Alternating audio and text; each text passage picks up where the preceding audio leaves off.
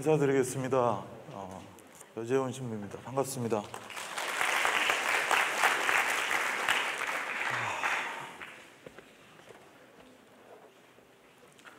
저는 조그만 강의실에서 한 20-30명 모아놓고 강의하는 줄 알고 왔다가 여기 들어와 보고 깜짝 놀랐습니다. 반갑습니다. 저는 오늘 여러분들이 평상시에 잘 알지는 못하지만 그냥 들으면 불쾌한 또는 혐오스러운 또는 어쩌면 불쌍한 어떤 그 대상자들에 대한 이야기를 나눠드리고, 그리고 그들이 자기 삶을 어떻게 행복하게 일구어 나가려고 노력하고 있는지 이야기를 함께 나누고자 이 자리에 나왔습니다. 저는 원래 이런 우리 종교계에서는 사회선교 영역이라 그러죠. 이렇게 사람들을 직접 현장에서 돕는 일들을 하는 걸 목적으로 준비한 사람이 아니었습니다. 저는 아이들하고 아동들하고 청소년들을 좋아해서 그 아이들하고 청소년들하고 함께 만드는 교회를 꿈꿔왔던 사람인데, 우연치 않게 15년 전에 가출한 청소년들을 만나게 되면서 이쪽 영역으로 들어와서 이 노숙인 영역에 들어온 지는 이제 5년 차가 되고 있습니다. 여러분, 노숙인 그러면 어떤 생각이 드세요? 노숙인하고 비슷한 말이 뭐가 있죠? 불황인, 그죠? 행여자. 우리 옛날 흔히 쓰던 말로는 거지. 노숙인의 노자가 무슨 글씨인 줄 아세요? 한자로? 아시는 분 계세요? 이슬 노자입니다. 이슬 맞고 자는 사람을 뜻하는 게 노숙인이죠. 어쨌든 노숙인 그러면 굉장히 좀 혐오스러운 느낌이 드시죠. 그리고 길거리, 특히 수원역전도 그럴 거고, 서울역, 제가 있는 곳은 서울역인데, 그래서도 만나는 보이는 노숙인들은 그다지 이렇게 좋은 모습은 아닙니다. 제가 일하는 곳은 서울역에 있고요. 서울역에 노숙인 다시서기 지원센터라고 해서 하루에 동절기에는 약 400명을 재우고, 하절기에는 200명 정도가 저희 센터에서 잠을 청하십니다. 식사도 하시고, 그리고 그곳에서 일자리나 주거를 잡아서 나갈 수 있도록 도움을 주는 센터입니다. 저희 센터 안에는 병원도 있고요. 그리고 인문학대학도 있고, 폐자전거를 수거에다가 고쳐서 파는 두바퀴 희망자전거라는 사회적 기업도 있습니다. 축구팀도 있고요. 그리고 주거와 일자리를 맡아주는 고용센터와, 그리고 그 안에 주거지원센터가 함께 또 있습니다. 즉 노숙인이라고 했을 때 그들이 갖고 있는 결핍들을 전체를 다 채워주는 일들을 하는 센터를 저희가 운영을 하고 있는 것이죠.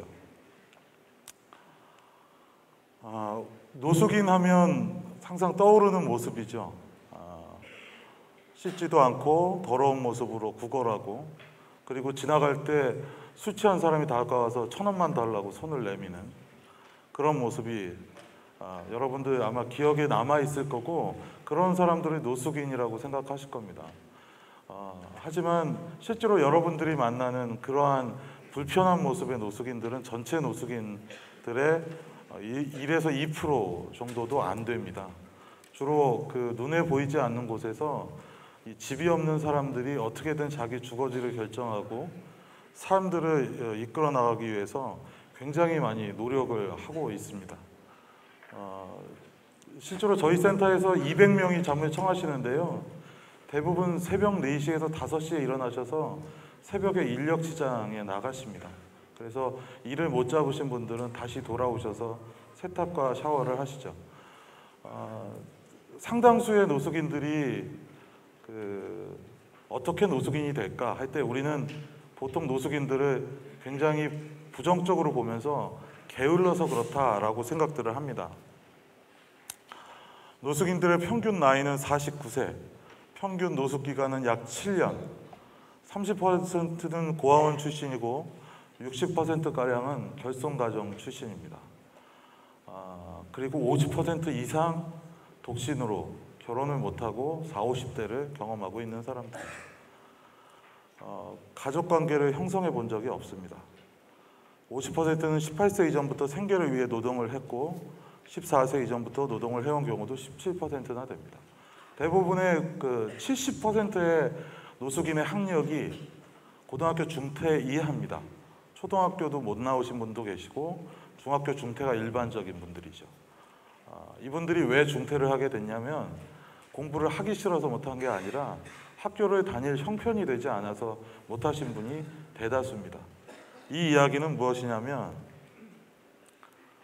노숙을 하게 되는 이 사람들, 어릴 때부터 제대로 된 가정교육을 받지 못했고 일자리에 내몰렸고 어릴 때부터 돈을 벌면서 공부를 할 수 없었던 사람들, 그래서 성인이 되어서도 결국은 일용직 일자리를 계속 전전할 수밖에 없었고, 그리고 40대, 50대가 되어서 더 이상 일을 하게 될 수 없을 때 결국은 가진 기술이나 재산이 없는 이들이 선택한 것이 역전 한 귀퉁이 의자였다는 것이죠. 그런 상황을 보건대 이 노숙의 상황을 그저 한 개인의 잘못으로 치부하는 것이 옳은가라고 하는 것은 우리들한테 시사하는 바가 아주 큽니다. 사회적으로 복지 사각지대에서 커온 사람들, 7, 80년대에 경제성장 논리에 떠밀려서 건설 현장에서 뼈마디가 녹도록 일을 했지만 결국은 나이가 들어서 차가운 벤치 의자에서 자기 삶을 마감할 수밖에 없는 사람들이 지금 서울역 현장에는 굉장히 많이 존재하고 계십니다.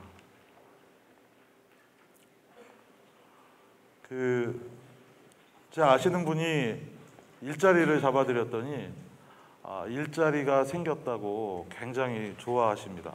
그러면서 일산에 있는 공장에 들어가서 한 달에 100만 원 정도 급여를 받으면서 단순 노동 일을 시작하셨어요. 근데 이분이 한 2달인가 지났더니 다시 서울역 광장에 나와서 술을 드시고 계세요. 그래갖고 제가 쫓아가서 아니 좋은 일자리 했는데 아니 왜 이렇게 또 나와서 여기서 남루한 복장으로 술을 드시고 계세요? 그랬더니 한참을 쳐다보다가 눈물을 뚝뚝 흘리더라고요. 왜 그러냐?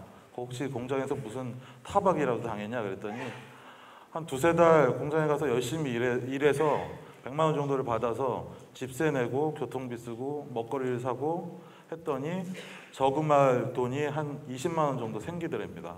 그래서 그거 저금을 하고 한 3개월을 지내고 그분 나이가 지금 55세 정도가 되셨는데 앞으로 5년 동안 열심히 저축해서 손에 쥘 목돈을 생각해 보니 60이 넘어서도 결국은 이 생활을 계속 반복하다가 죽게 될 것 같다. 뭐하러 힘들어서 일하다가 힘들어서 일해서 그렇게 먹고 살다 죽으나 서울역 현장에 나와서 그냥 친구들하고 어울려서 술 마시다가 죽으나 별반 차이가 없을 것 같아서 현장에 나왔다. 그 얘기를 하시더라고요. 저기에다 대고 그런 바보 같은 생각이 어딨냐고 되받아치지 못했습니다. 그 사람에게 지금 걸려있는 병은 절망이죠. 삶을 살아가야 되는 희망이나 내가 지금 어떻게 해야지 행복해야 된다라고 하는 것들을 알 수가 없는 겁니다. 그렇기 때문에 자기의 삶이 망가지도록 내버려 두는 게 그한테는 그게 자유인 셈이었던 것이죠.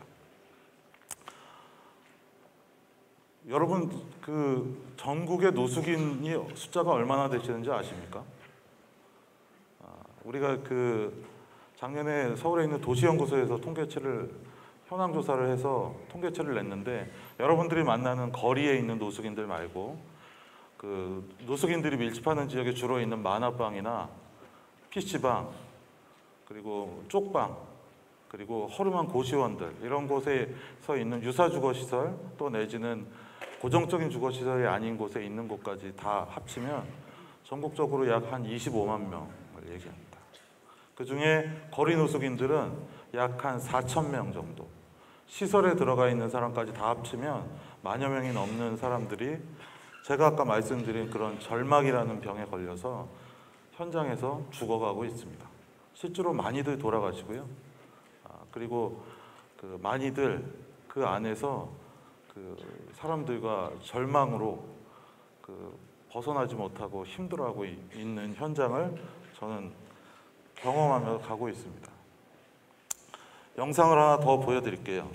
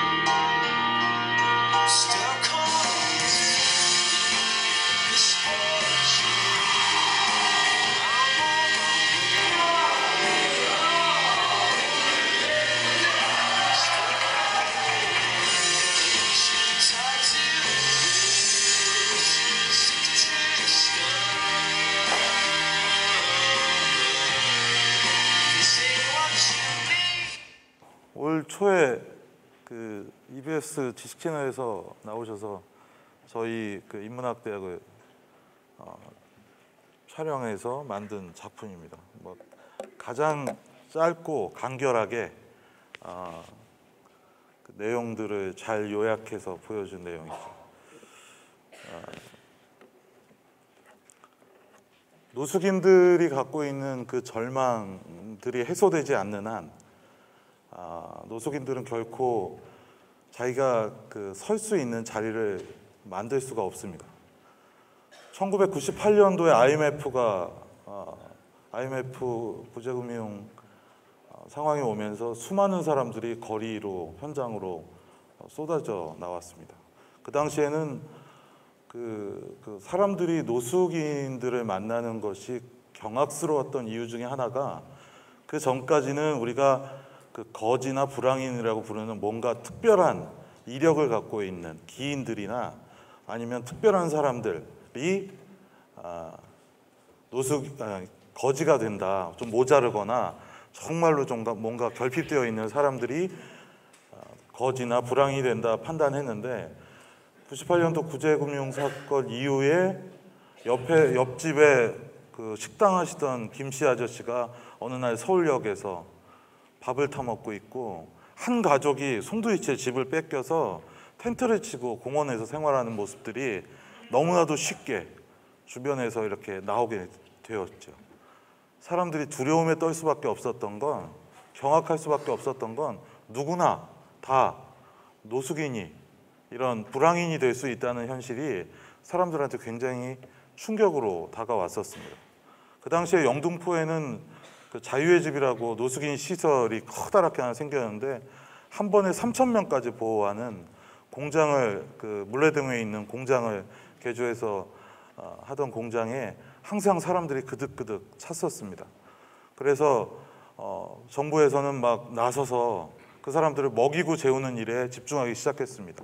의식주 해결을 해주면 이 사람들이 다시 일어설 수 있을 것이다 판단을 해서 불과 몇 년 전까지만 해도 끊임없이 의식주 해결을 위한 정부의 노숙인 정책 지원들이 이루어졌지만 노숙인들 숫자는 줄지 않고 계속해서 양산되어지고 현재는 젊은 여러분들 또래 또는 30대, 20, 30대의 노숙인들까지 양산되어 가고 있는 상황입니다. 그래서 그 문제가 이것을 계속 반복되고 있는 이 악순환을 어떻게 끊어야 되는가라고 하는 것들을 고민하기 시작했어요. 저희 센터에서.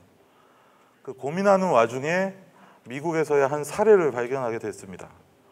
얼쇼리스 교수라고 하는 분이 만든 클레멘트 코스라고 하는 것을 접하게 되었습니다. 주로 이제 교도소에 갇혀 있는 사람들 또 내지는 할렘가에 있는 흑인들 대상으로 왜 너희들의 삶이 이다지도 강팍한가라고 하는 것들을 질문을 던졌을 때 그 되돌아오는 질문 중에 상당수가 이런 것이었다는 거예요. 내가 어릴 적에 극장에 가서 영화를 보고 좋은 음악회를 듣고 또 내지는 좋은 책들을 접할 수 있는 기회가 있었더라면 내 삶이 이렇게 변질되지는 않았을 것이다. 아시다시피 미국은 빈익빈 부익부가 훨씬 더 격차가 심해서 문화적인 혜택이나 이런 것들에 그 가난한 사람들이 접근하기가 굉장히 더 힘든 구조입니다. 그것에 착안해서 이 그 얼쇼리스 교수가 그 교도소에 재소하고 있는 사람들 대상으로 강의를 하기 시작했어요. 그것도 이제 우리가 지금 하는 강의처럼 제가 떠들고 여러분들이 듣는 강의가 아니라 저희 아까 그 사진에서 보셨겠지만 네모랗게 강의실을 만들어서 삥 둘러 앉아서 교수가 문제를 제기하면 둘러 앉은 사람들이 토론으로 그 결과물들을 만들어내는 수업 방식을 택해서 인문학을 교육하기 시작했습니다. 그러자 희망의 인문학이라는 책에 잘 나와 있는데요. 그 안에서 놀랍게도 교수도 나오고 변호사도 나오고 무슨 우리 흔히 얘기하는 전문직 종사자들이 나오기 시작한 거예요. 그 결과물들을 우리가 접하게 된 거죠. 그래서 그러면 우리도 이 노숙인들이 갖고 있는 이 절망감을 해소하는데 인문학 공부를 한번 해보자. 착안해서 2005년도 9월 달에 거리에 있는 노숙인들 분을 25명을 선별해서 교육을 시작하게 한 게 올해로 9년째 이루어지고 있는 희망의 인문학입니다. 그 노숙인에게 왜 인문학을 제공하는가? 그들 삶에 자기 주체성을 찾아주고 자기의 삶이 얼마나 정치적인 삶이어야 되는가를 깨닫게 해주는 프로그램이라고 할 수 있습니다. 의료 지원이나 급식, 일자리 및 주거 지원은 노숙인의 자활에서 꼭 필요한 것이지만 그것만 가지고는 한 사람이 자기의 삶에 행복을 찾아 나가는데 결핍이 있다라고 판단을 한 거죠. 그렇게 시작된 것이 성프란시스 대학 인문학 과정입니다. 저기 보이는 이쁜 여성분은요, 저희 자원활동가입니다. 대학생이신데 선생님들과 같이 그 강의를 선생님들만 듣는 게 아니고요, 여러분들 같은 대학생들 중에 자원활동가들이 오셔서 수업을 같이 듣습니다. 그래서 우리 선생님이라고 부르죠. 우리 노숙인들을, 선생님들을 코치해주고 같이 공부하면서 배움을 익혀나가고 있죠. 성프란시스 대학 인문학과정입니다. 성프란시스 대학 인문학과정은 말씀드린 대로 얼쇼리스 교수의 클레멘트 코스를 모델링하여서 철학, 문학, 역사, 예술사, 글쓰기 이렇게 5가지 과목을 1년 동안 배우게 됩니다. 여러분들 학사 일정하고 똑같습니다. 25명을 그 사정을 통해서 뽑고 그 25명을 1년 동안 1학기, 2학기를 나눠서 주 4회 저녁 7시서부터 9시까지 6시에 와서 밥을 같이 먹고 7시부터 9시까지 2시간 동안 매일 강의를 주 4회 듣습니다. 총 1년 과정으로 2학기제 운영이고 1년 과정 참여자가 25명이고 철학, 글쓰기, 한국사, 예술사, 문학 등 인문학 현장학습, 동아리 지원, MT, 졸업여행 등등 대학에서 하는 모든 프로그램들을 같이 운영을 하고 있습니다.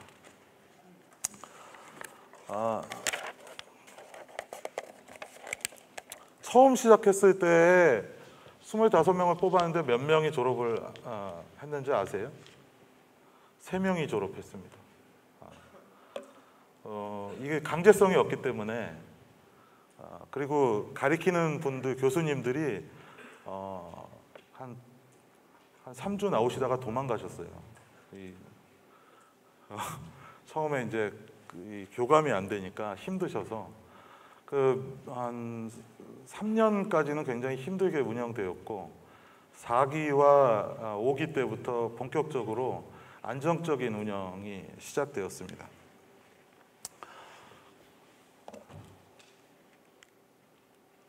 운영 과정을 보시면 입학식이 있고 1학기에는 글쓰기가 1학기, 2학기에 공통으로 들어가고 철학과 문학이 1학기에 들어가고 예술사와 한국사가 2학기에 들어갑니다. 보시면 여름방학이 있고요, 겨울방학이 있고 수료식 및 졸업여행, 졸업문집 제작, 그리고 여름에는 MT 및 동아리 활동, 공동체 활동이 계속 지속되고 중간중간에 현장학습과 다양한 프로그램들이 진행이 되고 있습니다. 이게 굉장히 힘든 이유가 여러분들은 그냥 공부만 하시면 되지만 이분들은 대부분 이 학업을 하시면서 주간에는 일을 하세요. 그리고 저녁 때 와서 공부를 하시거든요. 그러다 보니까 굉장히 여러 가지 면에서 어렵게 진행이 되고 있죠. 그러다 보니 이분들을 이렇게 잡아당길 수 있는 여러 가지 기제들이 있는데 그 기제들 중에 가장 중요한 거는 같이 공부하는 동료들과의 연대성입니다. 아시다시피 노숙인들은 대부분 가장 중요한 결핍이 2가지가 있는데요. 바로 첫 번째는 이 물질적인 결핍이 굉장히 심하고 두 번째는 관계의 결핍이 심합니다. 그래서 대부분 노숙의 현장까지 떨어지게 되면 가정은 다 해체가 되고 그리고 친구들이나 동기들, 친지들과의 관계도 다 떨어지게 됩니다. 그래서 서울역 현장에서 만나는 자기와 비슷한 사람들과 같이 어울리다 보면 이 알코올이라든지 이런 거에 취약해져서 결국은 거리 노숙으로 떨어지고 몸까지 상하게 되는 과정으로 가게 되는데, 건강한 이 관계들을 만들어주는 그런 걸 통해서 이 학업들을 계속 유지할 수 있도록 도와주고 있습니다. 저희 인문학 강좌가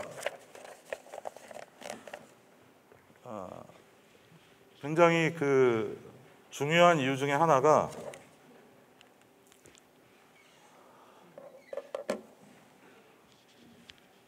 선생님들에게 있어서 여러 가지 변화의 모습들을 보여주게 됩니다. 처음 수업에 들어오시게 되면 그 수업에 들어오신 분들은 대부분 모자를 쓰고 계세요. 왜 모자를 쓰고 있는지 아세요? 여러분, 여긴 모자 쓰신 분이 없네요. 대부분 상대방과 눈을 마주치지 않기 위해서 노숙인들은 모자를 쓰고 들어오게 됩니다. 그리고 항상 머리를 제대로 감을 수도 없지만 사람들과 시선을 마주치지 않고 자기 자신을 계속 깊이 감추기 위해서 모자를 쓰고 들어오게 되는데, 그 모자를 쓰신 분들이 한 달 정도 지나고 나면 벗기 시작하고 깨끗해진 외모로 바뀌게 됩니다. 더불어서 거리에서 제공하는 숙식들을 제공받지 않게 되고, 자기 자신이 그때부터 이제 직업이나 이런 재활 프로그램 같은 것에 깊이 관여를 하게 됩니다.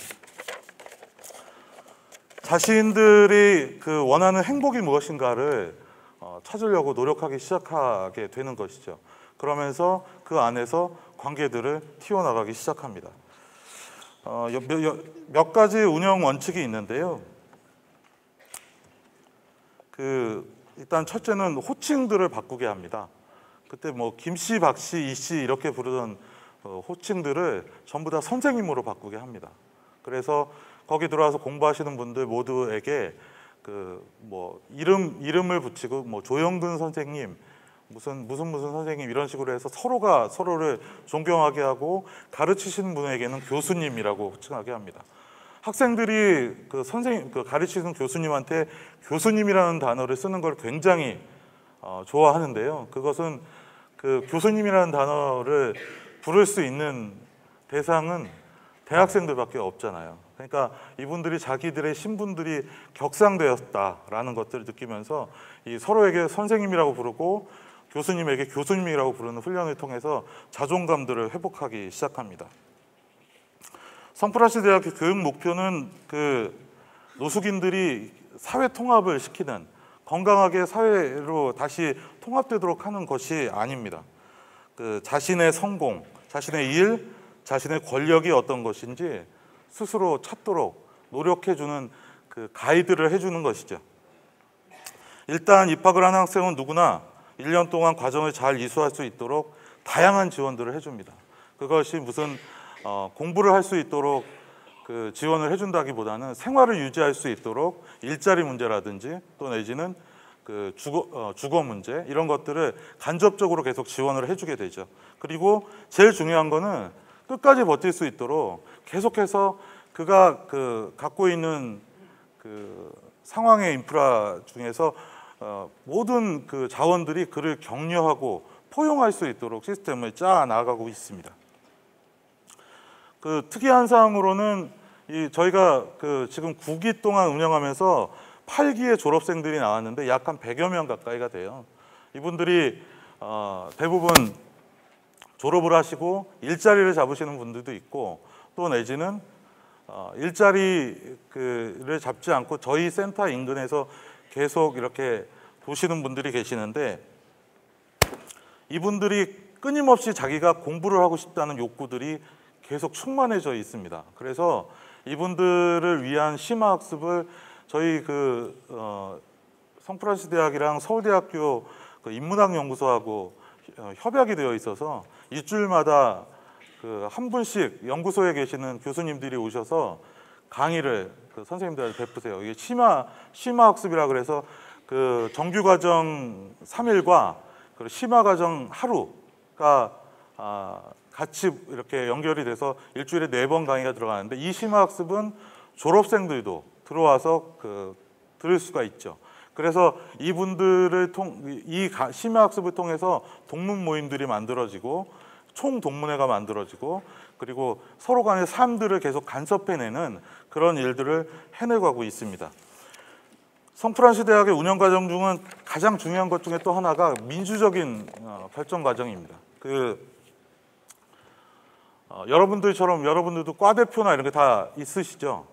저희도 이제 과대표가 있습니다. 그럴 때 의사결정을 그냥 센터장인 제가 또는 내지는 교수님이 하는 것이 아니라 운영위원회를 조직을 해서 과대표도 들어오고 저도 들어가고 교수님도 들어가고 자원활동가들도 다 들어와서 협의체를 구성해서 학사 일정들을 결정을 해요. 그래서 1년 동안 진행되는 것들이 민주적인 절차와 상황들을 가지고 만들어내는 모습들을 선생님들이 직접 알 수 있도록 그렇게 운영을 해나가고 있습니다.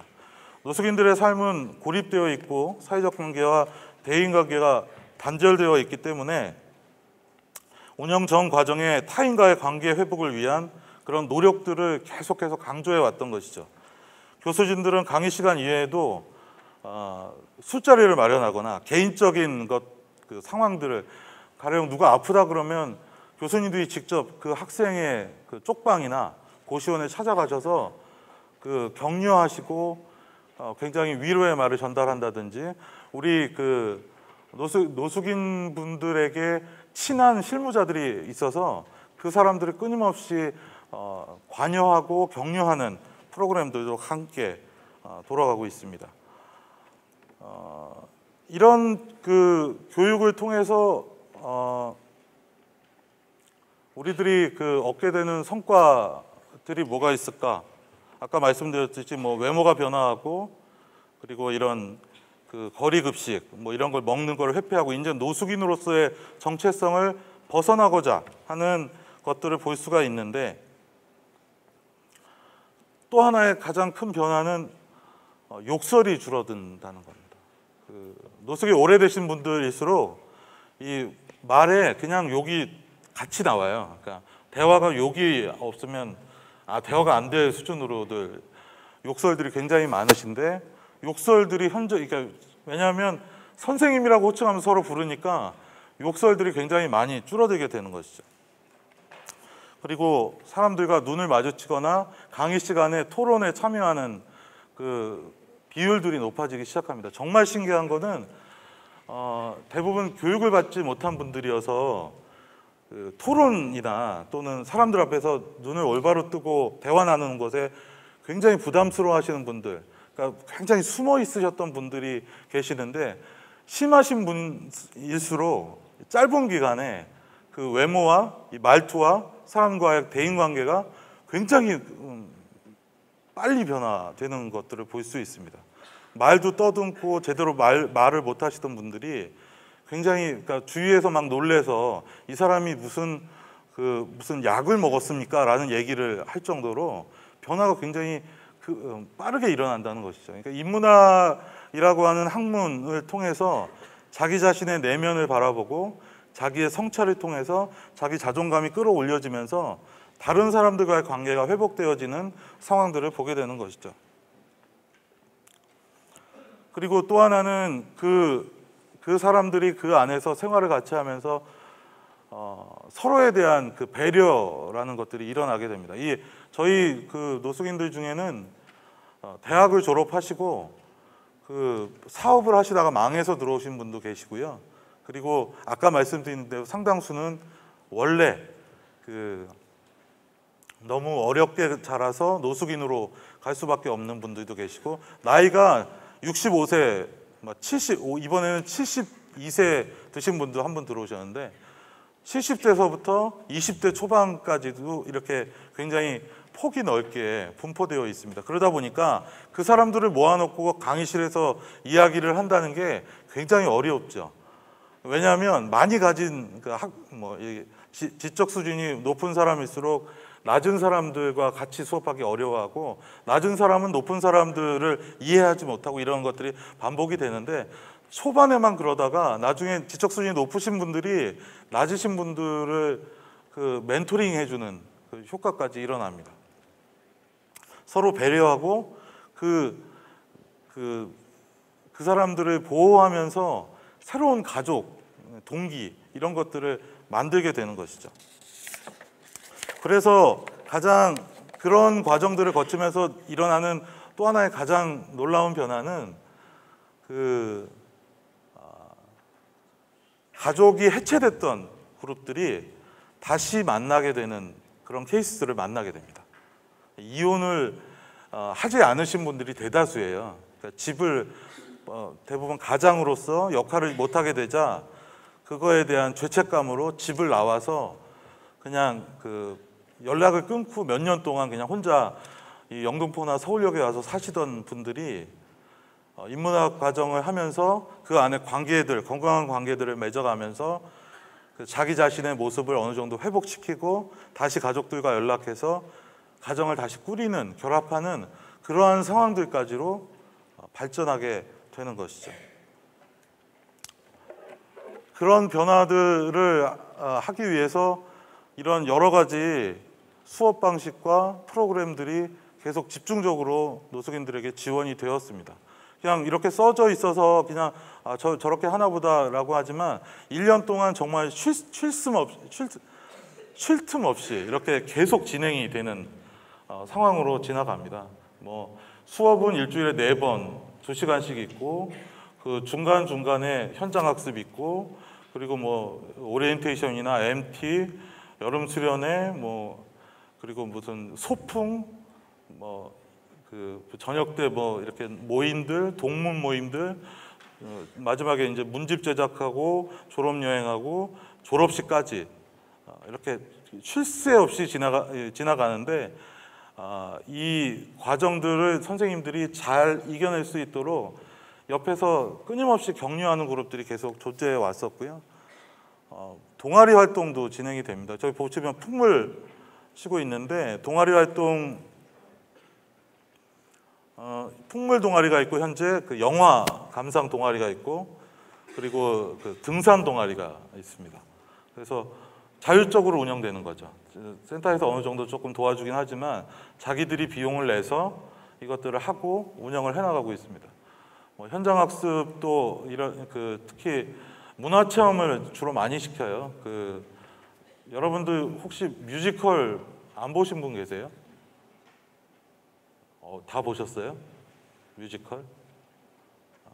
제가 어릴 때는 돈가스 먹어보는 게 소원이었어요. 중학교 때 반 친구가 어디 레스토랑에 가서 돈가스를 먹었다라는 얘기를 딱 들으면 그게 도대체 어떤 맛일까 궁금해서 저희는 저희 때는 주로 외식은 짜장면이었는데 이 돈가스를 레스토랑에 먹어보는 것이 그 아이가 체험해본 어떤 맛의 문화 이게 너무 부러워서 돈을 모아서 누나랑 같이 가서 한 3달 동안 돈을 모아서 돈가스를 사 먹은 기억이 있어요.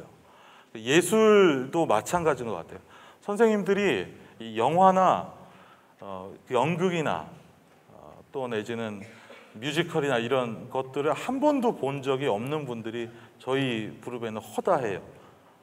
영화도 안 봤어? 이렇게 느낄지 모르지만 영화관에 가본 적이 없는 사람들이 상당히 많습니다. 그래서 그 사람들한테 그런 예술적인 문화 체험들을 제공했을 때 그 변화되는 모습들은 정말 이루 말할 수가 없습니다. 자기 어떤 만족감이랄까 그런 어떤 자신감 이런 것들이 굉장히 많이 올라간다는 거죠. 그래서 이런 현장 학습들을 지속적으로 운영을 하고 있습니다. 아까 말씀드린 이제 심화 과정이고요. 저희 대학은 전임 교수가 5분이 계시고요. 주로 이제 우리 사회에서 쟁쟁하다 하시는 분들, 민족문제연구소 사무국장 하시는 박한현 교수나 무슨 서울대학교 교수님이나 이런 분들이 5년 이상씩을 노숙인들과 교감을 하면서 계속해서 강의를 해오셔서 선생님들과 어떻게 소통해야 되는지, 어떤 방식으로 강의를 해야 되는지에 대해서 굉장히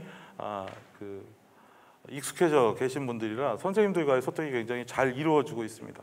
방학 동안에는 주로 여기 저 온 것처럼 특강 있어서 무슨 코미디언 김미아 씨나 무슨 공주영 씨나 뭐 이런 분들을 특별히 모셔다가 그 삶의 이야기들을 듣는 특강들도 계속 진행이 되고 있습니다.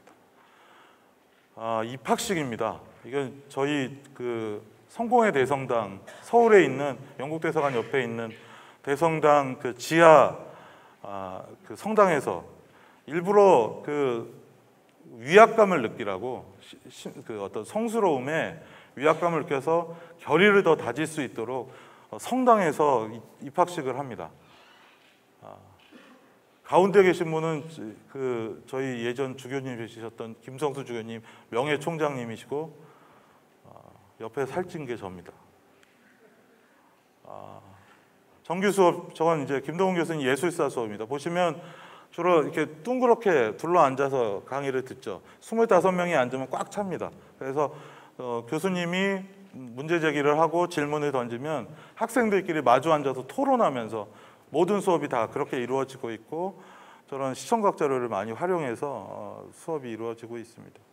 그리고 이제 수업이 끝나고 나면 개별 토론 시간들을 갖고 조별로 그것들을 이제 그 결과물들을 만들어내고 하는 과정이 있습니다. 현장 학습 지금 저 박한영 교수님이 주로 이제 뭐 경복궁이나 절이나 사찰이나 역사의 현장들 이런 데에 가서 그 강의를 정말 잘하세요. 선생님들한테 그 역사적인 내용들에 대한 의미들을 이야기하고 계시고요. 여름 MT는 굉장히 중요한 행사인데 잠을 같이 자게 함으로써 2박 3일 동안 3박 4일 동안 그 서로 간의 그 부대낌을 만들어낼 수 있도록 그래서 이 여름 수련회를 한번 갔다 오고 나면 굉장히 그 서로 살가워지는 그런 것들을 알게 되죠. 주로 여름에는 좀 이렇게 즐기고 놀고 뭐 지리산이나 뭐 이런 데에 가서 이렇게 등산도 하고 이런 것들을 하는 걸로 가고 겨울에는 졸업여행 가는데 주로 이렇게 문화탐방 식으로 해서 작년 겨울에는 경주, 재작년에는 저기 백제 그 유적지 이쪽으로 돌아왔었습니다. 이것도 현장학습 서대문 현무소 갔던 거고 경복궁 이렇게 많이 놀러 다닙니다. 놀러 다녀야 재밌으니까.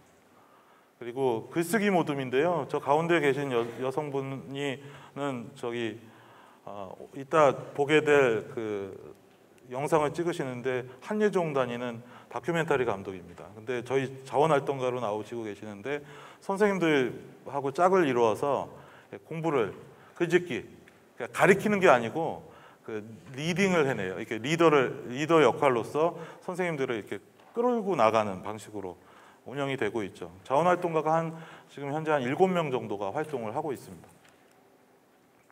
이것은 그 작년에 저희가 8주년이어서요.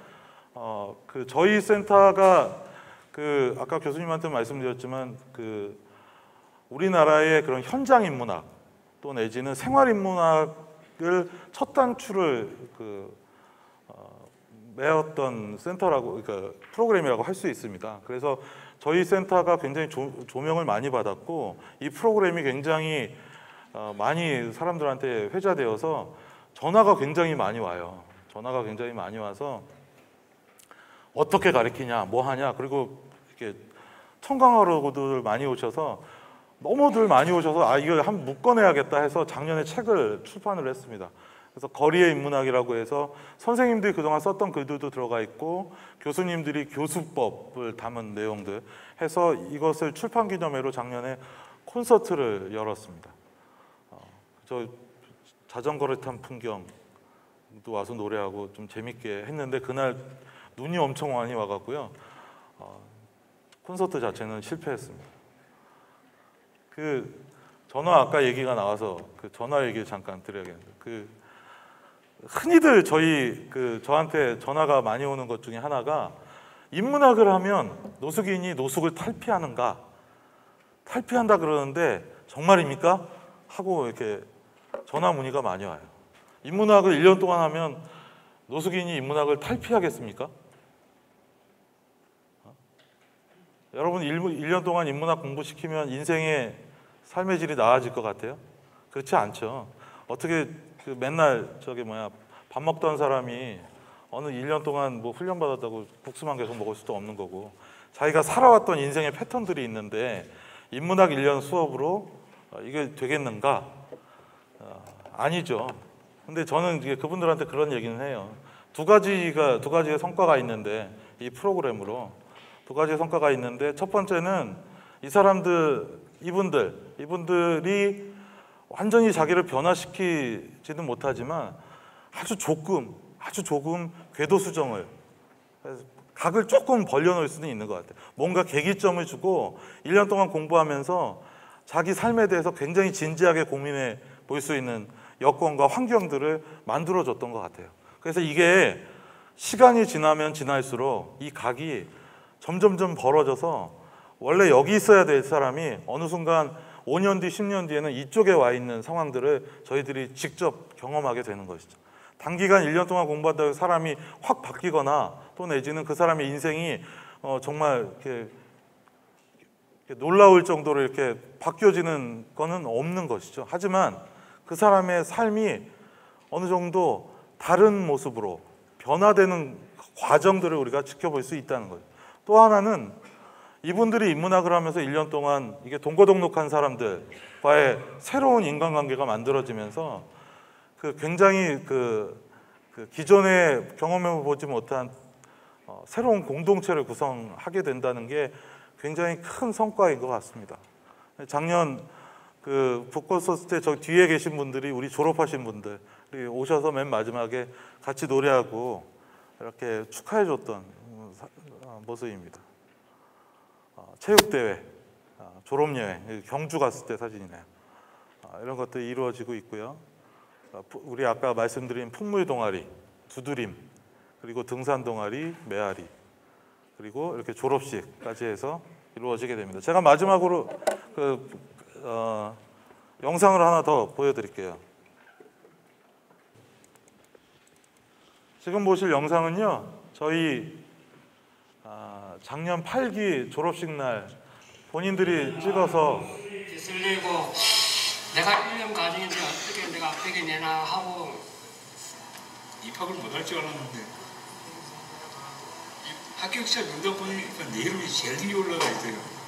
싹 좋진 않았던 것 같아요. 동기들 얼굴 보면 많이 낯설었지, 얼굴들이. 그러다 보니까 퀘스천 마크였어요. 퀘스천 마크. 과연 어떨까?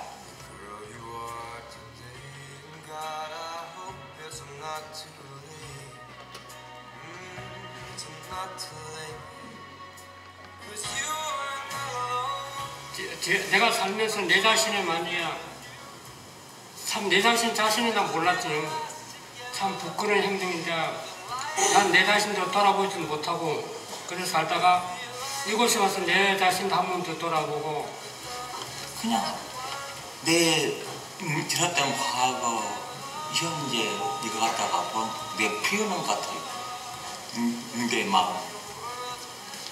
내가 그동안에 갖고 있던 생각들을 좀 깨야 된다는 그런 걸 자꾸 보여주니까 또 움찔움찔할 수밖에 없었지.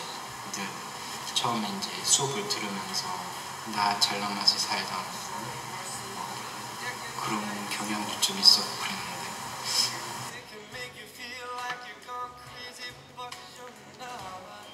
제일 참 난 힘들었던 술이라고 제 생각해요. 술은 내가 참 살면서 참 친구 아닌 친구 삼으로 이제 살아온 거지. 저한테는 무지 힘들었지. 어떨 때는 내가 참 방 안에서 내가 눈물 돌리 그랬어요. 내가 왜 이걸 못 참는가. 그런 사실은 나도 모르게 참 그게 고통스럽더라고요. 1학기 때 잘 나오다가 2학기 때 제가 많이 빠져가지고 3번밖에 안 나와가지고 일단 직장 핑계를 대고 10월, 11월, 12월 제대로 참석도 안 하고 그냥 겉돌기만 했던 거고. 저는 인문학 출석 잘하는 건 중요하다고 생각하지 않아요. 솔직히 말해서. 한 달 동안 나오지 않은 적이 있었어요. 그 한 달 동안 나한테는 굉장히 귀중한 시간이었어요. 나오지 않는 시간. 마음의 결정을 해야 되는 시간. 그리고 그때 결심을 한 게 절대 이제 교회 같은 데 가서 돈 안 받기. 절대 차비라도 다닌다. 2번 다시는 길거리에서 줄 서서 밥 먹지 않고 그리고 집으로 간다. 내가 있어야 될 장소로. 그리고 집으로 들어갔어요.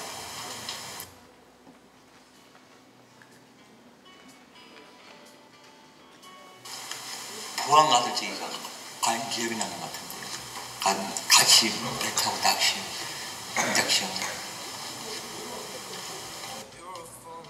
서로 막 벗은 모습도 보고 침 흘리며 자는 모습도 보고 뭐 어떤 사람은 뭐 화장실에 뭐 술 취해서 자기도 하고 여러 가지 뭐 그런 그 있는 그대로의 모습을 서로 보다 보니까 훨씬 더 그때 그 계기로 많이 가까워질 수 있는 계기, 마음을 열 수 있는 계기 그런 게 생긴 것 같아요. 우리 가정이라는 울타리 그걸 만들어줘서 참 감사하게 생각합니다. 저한테는 아주 영양제였어요. 영양제. 내 마음에도 눈이 있다는 걸 느꼈어요. 내 마음에도 눈이 있다는 걸. 꿈을 줬죠. 꿈. 어딘가 자신감.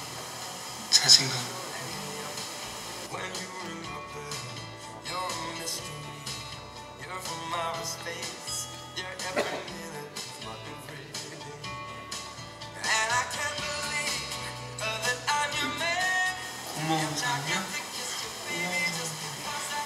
홍성구 회장님?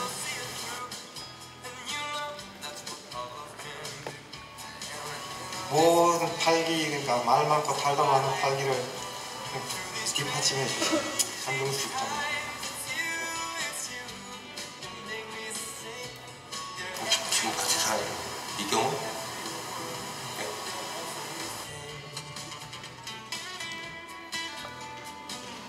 네? 별로 믿음감은 없었어요, 솔직히. 그래가지고 그냥 저분들도 이제 우리들을 도와주러 돈 앞으로 안 받고 그냥 자원봉사하는 분들이니까 그냥 예의만 지키자 그런 차원이었고 그냥 네?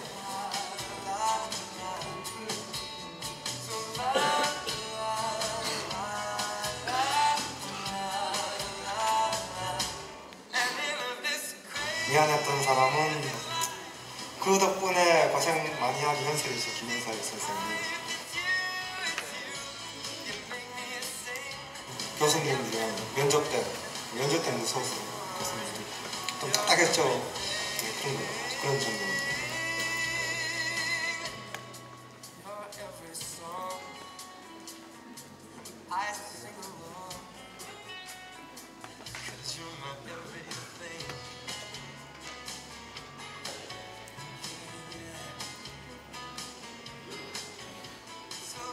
그래요.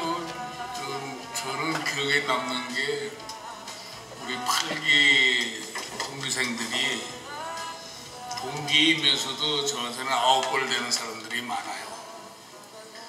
그분들한테 참 고맙죠. 나 혼자 생활을 했을 경우에 누구하고 대화를 나눠요? 대화 나눌 사람이 없잖아요.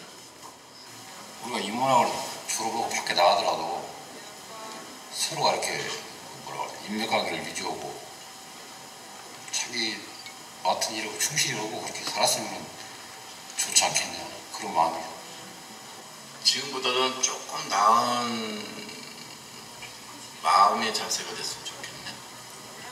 이제 기억이하고 이제 앞으로 열심히 사는 것밖에 없죠. 뭐. 좌절하자. 한때 술 먹고 병원에 들락날락했던 나지만 그건 과거에 나고 지금의 나는 또 옛날에 내가 좋았던 동료와의 그 모습 알고 보면 괜찮네요거든요. 나도 그 모습이 언젠가는 나한테 다시 돌아올 것이다. 왜? 엄마 말 잘 듣는 용어,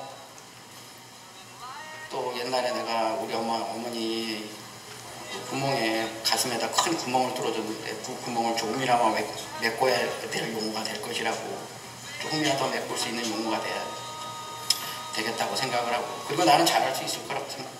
이거 잘 할 것이고 좀 우리 하고도 있다면 이gem평하니까 들어서 제발 좀 벽 좀 새기지 말아라. 응? 좀 어떻게 좀 잘해보자 좀.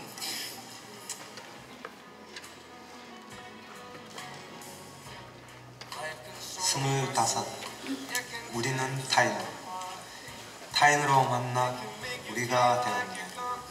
하나가 모여 25이 되었네. 25이 흩어졌다네. 주인 잃은 자리들 속에도 우리는 있었네. 각자의 사연과 아픔들, 나누지 못한 기억과 실망들, 감추어진 서글픔, 나를 두고 간다네. 짧은 다리 두 톱만을 남기고 밀려가는 나. 기쁨도 슬픔도 하나된 추억도 끊어진 구슬도 우리가 있으므로 낙이 내리는 시간, 아쉬움에 돌아보게 되는 우리들의 시간. 우리는 타인으로 만나 우리가 되었네. 하나가 모여 25이 되었네.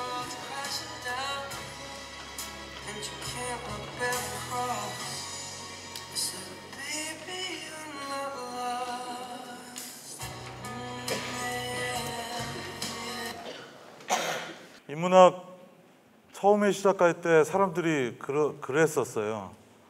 왜 노숙인에게 인문학이냐? 왜 노숙인에게 인문학을 가르쳐야 되느냐? 근데 그 역으로 너무나 상식적인 것에서부터 저희는 출발했던 것 같습니다. 인간이라면 누구나 다 성장하고 그 성장을 통해서 내가 행복하길 바란다는 거죠. 근데 우리는 노숙인이라는 굴레, 그 선입견 때문에 그 사람들은 그냥 그렇게 살아도 된다라고 생각을 합니다. 하지만 오히려 이 성장기에 전혀 교육받지 못하고 이런 경험들을 하지 못했던 이들에게 이러한 경험은 그들의 삶을 엄청나게 성장시키고 그 성장을 통해서 자신이 어떻게 해야 행복할 수 있는가라고 하는 것들을 다시금 깨닫게 되는 순간을 제공했던 것 같습니다. 인문학 교육이 모든 이들의 성장을 돕고 가치 있는 삶을 추구하는 데 도움을 주는 것처럼 노숙인들도 오히려 그들의 그 많은 결핍들이 이 인문학 교육을 통해서 더 많이 풍성해질 것이라고 생각을 했고 그 점은 그들에게 아주 주요했었던 것 같습니다. 벌써 9년이 지났고요. 항상 9년 동안의 내내 계속 받는, 아까 말씀드렸던 것처럼 질문이지만 정말 그 사람들이 그래서 변화했느냐라고 하는 물음들을 계속 받고 있습니다.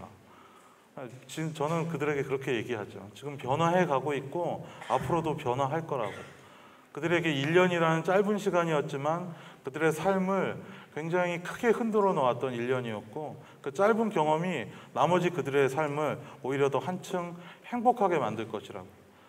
우리 사회가 굉장히 물질적이고 경쟁을 유발시키고 거기에서 살아남는 사람들만 행복을 누릴 수 있다라고 하는 이데올로기에 젖어서 실제로는 대다수의 사람들은 자기의 삶에 불만족을 느끼고 그리고 낙오되었다라고 생각하면서 살아가는 것이 우리 사회에 발가벗겨진 본 모습이 아닌가 생각이 듭니다. 오히려 이렇게 가난한 사람들, 힘들고 어려운 사람들의 모습을 보면서 그들이 인문학을 통해서 자기 모습을 발견하고 자기한테 무엇이 주어져야 행복한가를 발견해내는 그 과정들을 같이 보면서 우리 사회가 이 인문학을 통해서 우리 노숙인들뿐만 아니라 이 인문학이 우리 사회 구석구석에 훨씬 더 많이 광범위하게 퍼져서 내가 어떻게 해야지 행복할 것인가에 대한 물음들을 요즘 힐링이 굉장히 유행인데요. 내가 어떻게 해야지 정말 힐링할 수 있는가 라고 하는 대답들을 찾게 되었으면 좋겠습니다. 이 정도에서 가능하겠습니다. 감사합니다.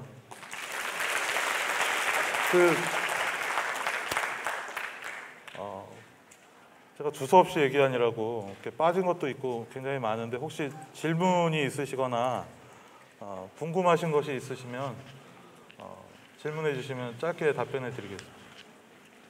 네, 강의 인상 깊게 잘 들었습니다. 제가 궁금한 것은 대학에서 대학 시절에 수많은 자기를 채워나가는 과정과 사회로 나가기 위해서 준비하는 과정 속에서 저희가 수많은 것들을 감당해야 하고 많은 성장을 이뤄내게 하는 메커니즘 속에 들어왔기 때문에 우리가 인간의 기교화에 쉽게 빠질 수 있다고 생각합니다.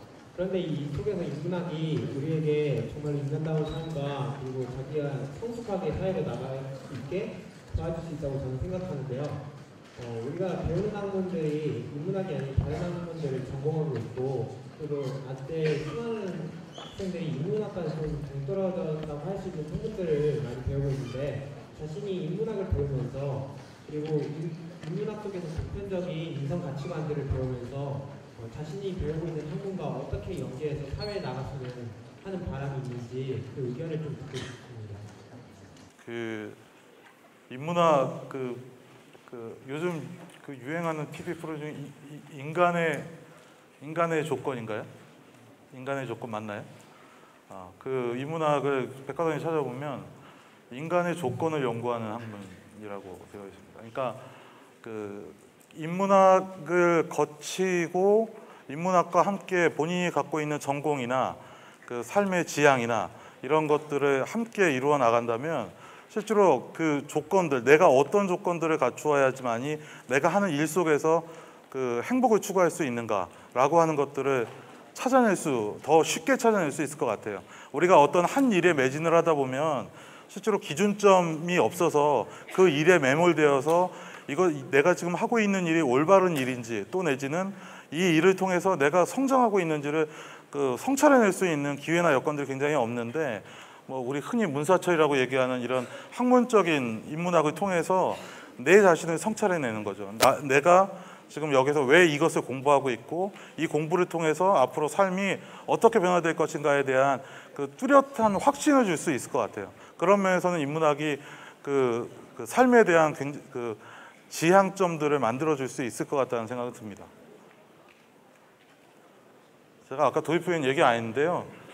저희 선생님들이 여기 25명 들어오는 동안에 실제로 지원은 한 50명 정도가 하세요. 면접을 교수님들이 3일 동안 봅니다. 한 명당 1시간씩 해서 그 책도 읽게 하고 자기 감수성도 드러내게 하고 그래서 선별해서 제일 중요한 조건 중에 하나가 노숙을 했거나 아니면 노숙을 하고 있거나 하는 조건 이 두 가지를 감수성과 노숙의 조건들을 맞춰서 뽑게 되거든요. 들어오기 힘든 대학입니다. 일반인들이 막 들어오고 싶어서 막 들어오면 안 되냐고 막 얘기들 하는데 노숙 경험이 없으신 분들 들어올 수가 없고 혹시 여러분들 중에 거리가 좀 멀긴 하지만 서울역이니까 자원활동가로 활동하고 싶은 분들이 있으시면 저희 다시서기센터 인터넷 치면 바로 나오거든요. 노숙인 치면 바로 뜨는데 연락 주시면은 오셔서 같이 활동을 하실 수 있을 것 같습니다. 또 질문 있으세요? 네. 교육 수준이 낮다고 했잖아요. 네. 과목은 굉장히 중요한 과목이라고 생각해요. 철학, 문학, 예술, 한국사, 예술사인데요. 실제로 대학에는 그런 강의들이 다 있지 않습니까? 근데 아마 문학에는 주로 어떠한 연간 계획표가 있으면 우리가 훨씬 더 우리가 정말 더 어렵게 배우시구나, 기억 똑같이 배우시구나 이렇게 좀 알 수 있었을 것 같고요. 철학도 저희가 제일 듣기 어려워하는 게 철학관인데 어떻게 저렇게 잘 들으시고 하셨을까? 아니면 너무 쉬운 철학이 따로 있나?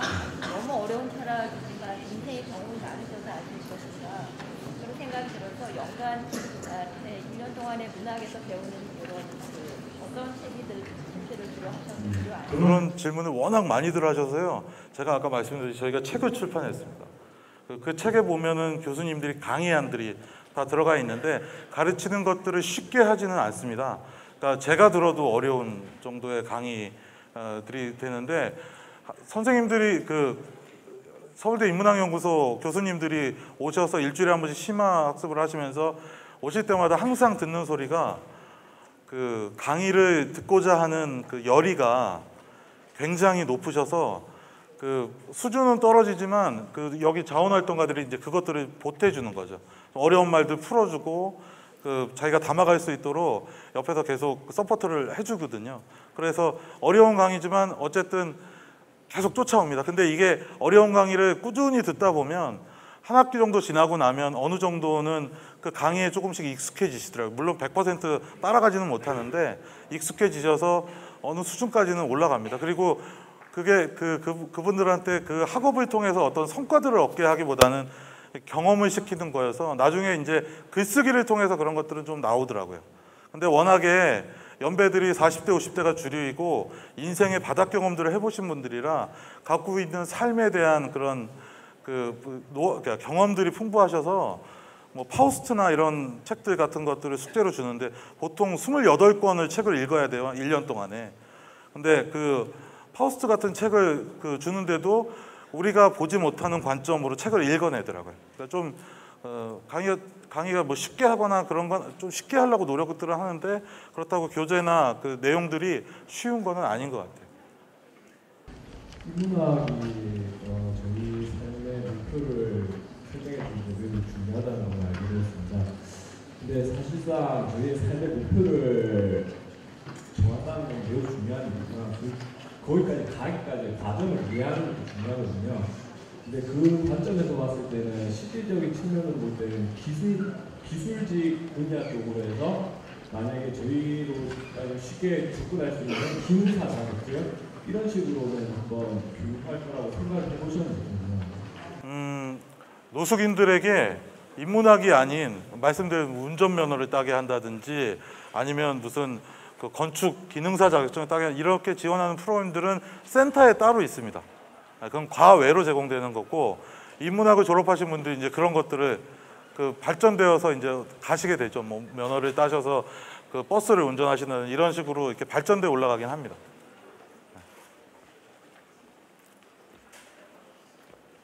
또 없으신가요? 네. 말을 마치도록 하겠습니다. 오늘 강의 들어주셔서 감사합니다.